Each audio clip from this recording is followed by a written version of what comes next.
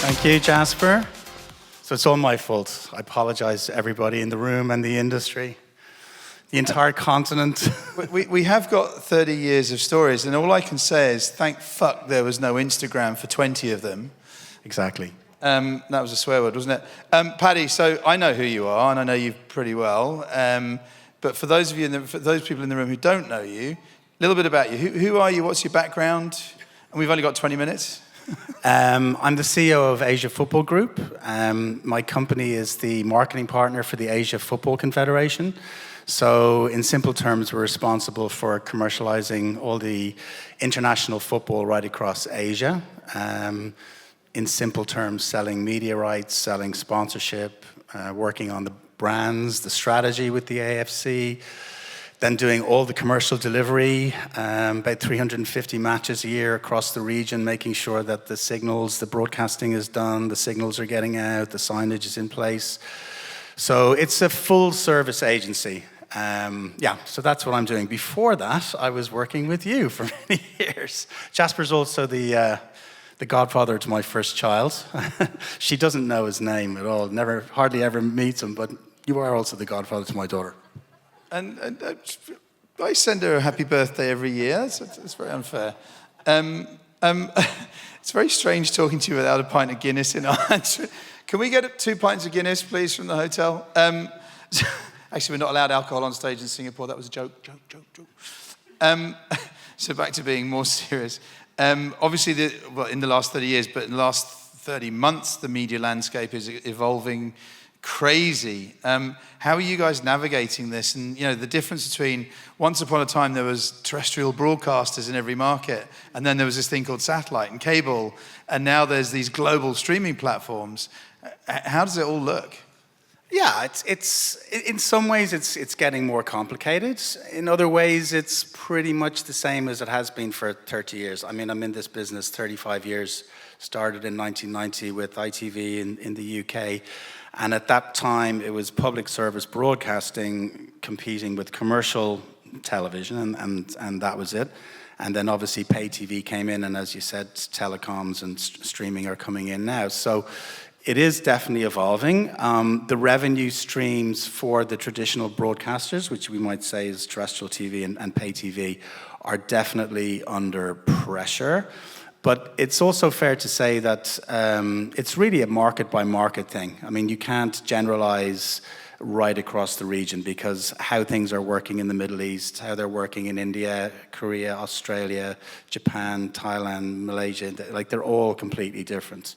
So in some markets, we definitely see still very strong free-to-air, legacy free-to-air broadcasters. I'm thinking of a market like Indonesia where, MNC is still a very, very powerful organization, very profitable, very strong, dominant with MTech. We're seeing markets where the traditional pay TV business may be impacted by changes but are still profitable and they're still paying good money for rights. Astro is still a very strong business as an example. And then we're seeing other markets where really the streaming has come in and has come to dominate the sports business.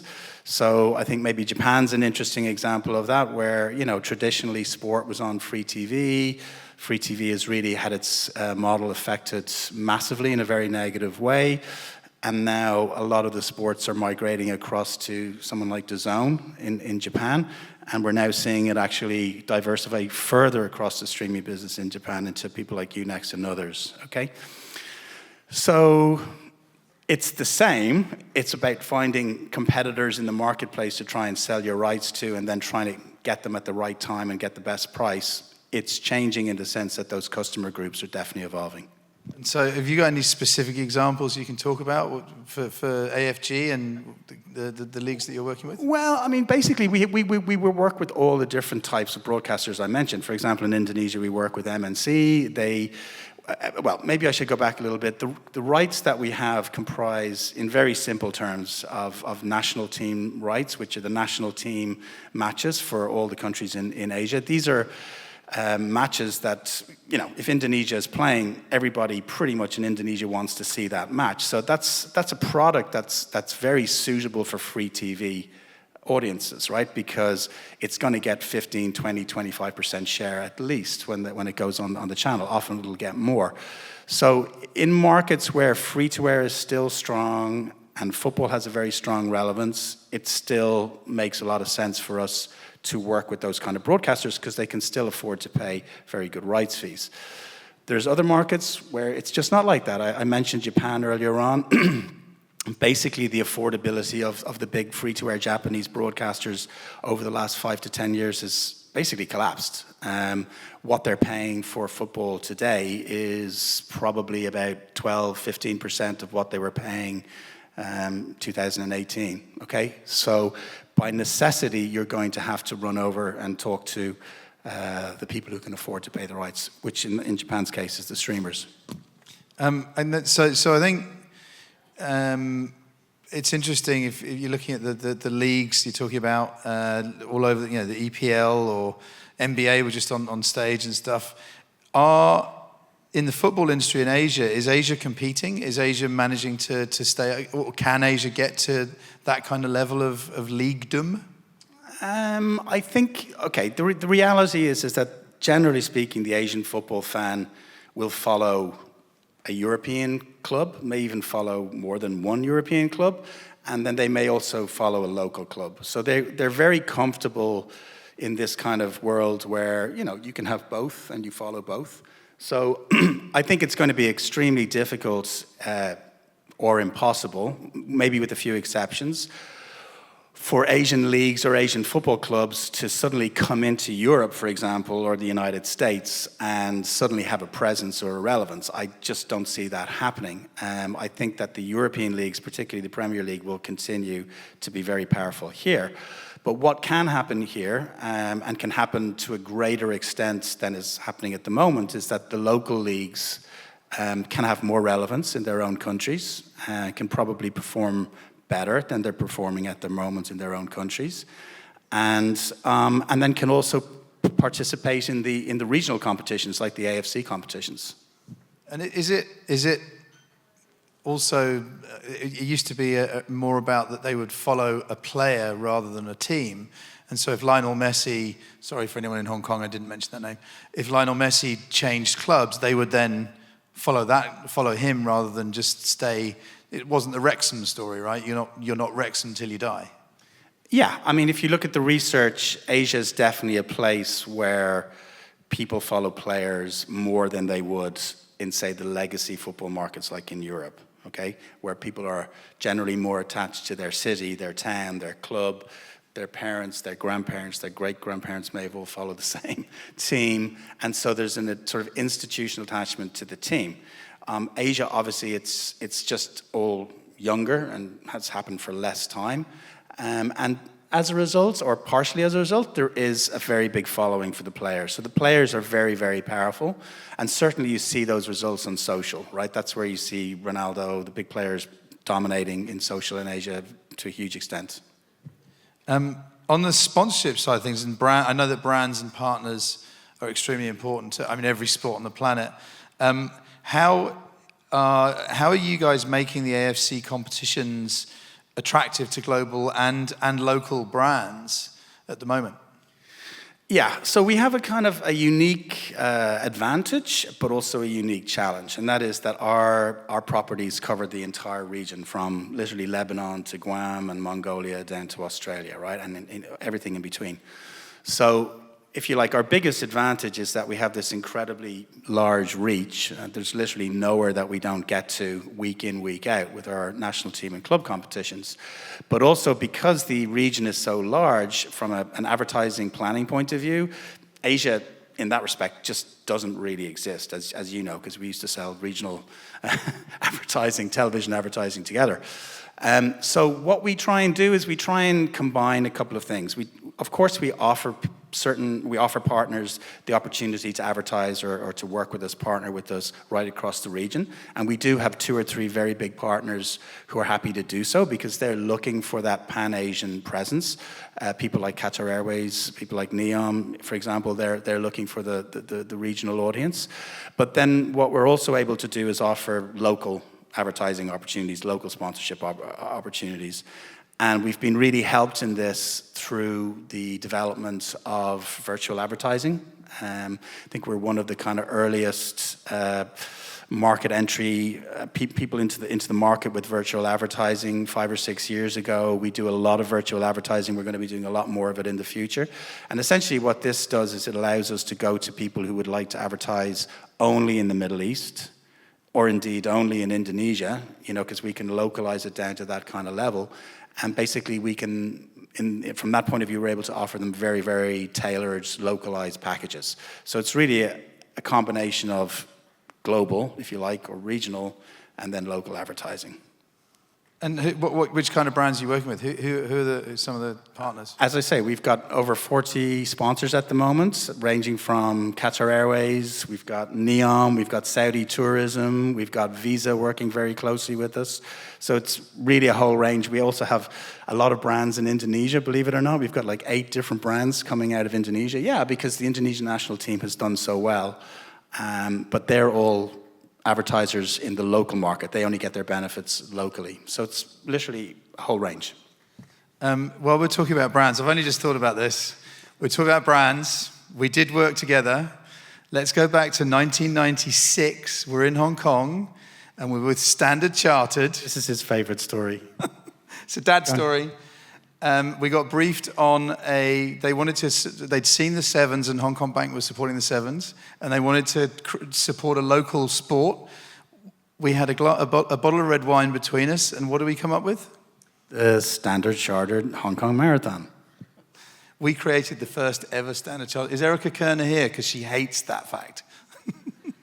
She's coming tomorrow. We'll mention it tomorrow. It was the first one, I think, was actually a cross-border marathon where, it was like 5,000, maybe 10,000 people from Hong Kong ran into China, and I think about 25,000 ran from China back into Hong Kong, if I'm not mistaken. Maybe we edit the last bit of this out, but when we sold it to Standard Chartered, Paddy, did we have the rights? No. Well, at the end of the day, we're sports promoters, so yeah. We told them and we agreed with them that a marathon would be a wonderful idea, but we didn't actually have the rights to the marathon. But we did have the rights about 2 weeks later. We got the rights. All's well that ends well. Okay, so back to the present day. Sorry, dad story. It's a cool dad story. You are delivering, I did some research, you're delivering over 1,400 matches in 120 stadia. That's impossible. What kind of team do you have to make that work? Yeah, well, actually, the sort of leadership of the company, myself and the leadership, most of us come from working at a company called Team Marketing in Europe. Some of you guys might know that. They're basically the marketing partner to UEFA. And our background was not just in selling sponsorship media rights around the Champions League, but it was also delivering those commercial benefits on UEFA's club competitions. And UEFA has 52 members, and obviously between the Champions League and the Europa League and the Challenge League, there are matches played everywhere from Kazakhstan to Ireland, right? So it was very much in our DNA as you like sports marketing people to not just sell media rights, sell sponsorship, but also be responsible for the delivery. That's something we've been involved in for 20, 25 years. So when we were fortunate enough to partner with the AFC about 8 years ago, this was something that we were able to bring. And since then, we've really brought a huge network of people. Some of them are full-time staff. We've got about 120 full-time staff. We also have a black book, which has 300 or 400 people. We've got people in every single country in Asia, like Turkmenistan and Australia, like literally every country. And as you say, we run matches there week in, week out. And I'm glad to say we've done that for the last 5 or 6 years without literally one glitch, which is not me, it's my dear colleagues in the delivery department. Hopefully you didn't just, it's not fate. For football in Asia then, where's the growth going to come? Well, okay, if you look at it very much in a macro point of view, I still believe the leading European properties, which I think increasingly is getting pretty much restricted into the Premier League and maybe the very top of the Champions League, I think they'll continue to do well because I think the football fans want to see the best of the best, and we can't pretend that that's not first-class football with amazing stars, etc. I think where Asia's got enormous opportunity is within the rights that we manage, within the AFG rights. What we're seeing is the national team competition, the marquee competition we have, which is the Asian Cup. That's literally growing at an exponential rate in terms of its audiences, its engagement on social, the amount of interest from sponsors. I think that competition is going to become bigger and bigger and bigger over time. And our club competition, which is the Asian Champions League, we tweaked the format earlier this year. We created this tournament format at the end of the season, which is quite unique because the European leagues don't do that. That was incredibly successful, both in television terms, but also in terms of digital and sponsor interest. So I think there's going to be growth in our segment. And then I think with good management, I think that there is opportunity for national leagues in quite a few of the Asian countries. I've been involved in some of them myself in the past. I know that other agencies have been involved. Some of them work on their own, and there's been varying degrees of success. So I'm not putting anybody down, including myself, but I do think there's more that could be done there. There's more potential there. And at the end of the day, you do need to build that pyramid, right, where, you've got very strong quality football happening at a local level, regional, and then feeding into the best of the best. So, final question.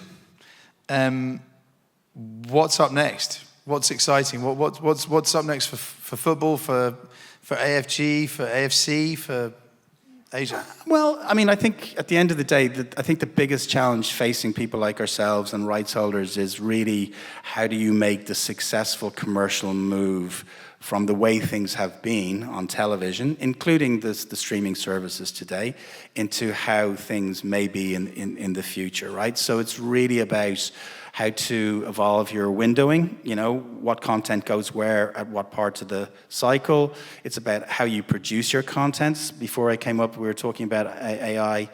The ability to produce an awful lot of different products, content products, and be able to distribute them in a very personalized way. I think this is going to be probably the most interesting area for the next 5 to 10 years. And hopefully, as we're figuring out how to do that and monetize that, we're going to be able to continue to enjoy the custom of the traditional broadcasters and sponsors who are paying for everything in the meantime. Fantastic. So we talked about it's a huge market, therefore it has its own complications, but it's very, very exciting. Clearly, you've got the local conversation, the global conversation, the direct-to-fan conversation.